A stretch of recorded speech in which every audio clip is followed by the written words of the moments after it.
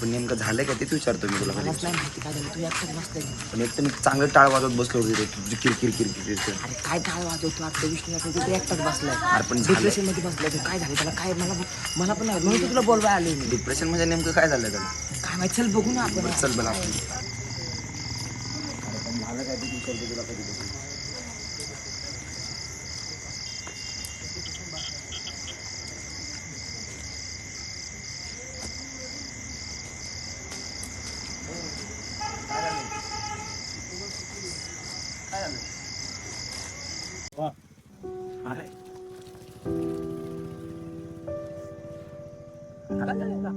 रडतोय कशाला तू?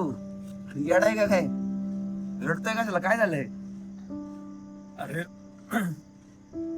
एक्झाम मध्ये मार्क कमी आले रे. एवढ्याशा गोष्टीमुळे रडायचं असतं? अरे ती एवढीशी गोष्ट नाहीये माझ्यासाठी. मग काय झालं मला नीट समजून सांग बरं एकदा. अरे माझा आता पेपर होते एमपीसीचा. हा. अरे एमपीसी पेपरला स्कोर कमी आला रे माझा. अरे मग आता हे फेल झालं तर पुढच्या वेळेस अजून मार्क चांगले पडतील ना तुला. अरे वय वाढत जाते आणि घरचे टोमणे देतात, शेजारचे टोमणे देतात. काय करू मग मी? तुझं आणि आमचं सारखंच आहे बघ. युपीएससी एमपीएससी वाल्यांचं, नाटकवाल्यांचं. आणि आमच्या पण आई वडिलांची हेच टोमणे ऐकतो आम्ही दररोज की अजून किती दिवस किती दिवस किती दिवस. अरे नाही मला जगवत आता. असं वाटतं जीव द्यावं कुठं तर जाऊन. असं बोलून गमत नाही मित्रा. बघ आपल्याला जर लाईफ मध्ये सक्सेस व्हायचं असेल ना तर आपल्याला मेहनत करणं ही भागच आहे. अरे ते तुला समजतंय पण घरच्याला नाही समजत ना. अरे पण तू समजून सांग ना. तू समजून सांगितलं ते ऐकतील की. अरे किती वेळेस पण. अरे सारखं म्हणतात लग्न कर लग्न कर लग्न कर. अरे काय लग्नाला ठेका घेतलाय का मी? अरे एक चान्स. तू मेहनत करत राहा. एक दिवस तुला नक्की फळ मिळेल बघ.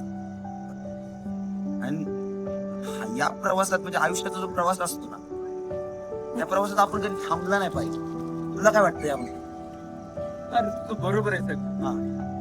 तू माझा मित्र आहे म्हणून तुला सगळ्या गोष्टी माझ्या समजतात. बरोबर.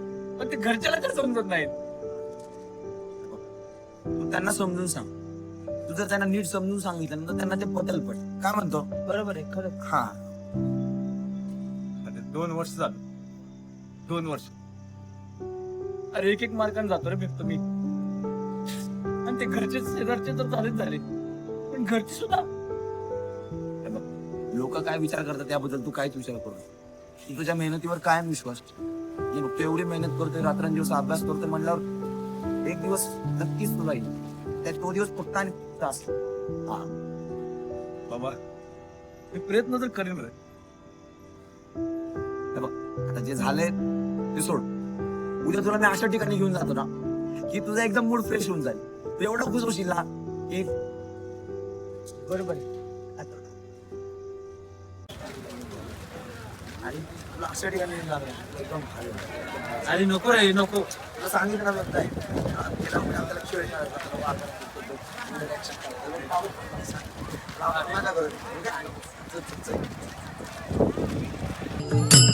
अरे हे बघ तू माझा ऐकू. अरे नको म्हणतो ना तुला. अरे नको. चल अरे तू सोड. तुला चल म्हणलं ना चल.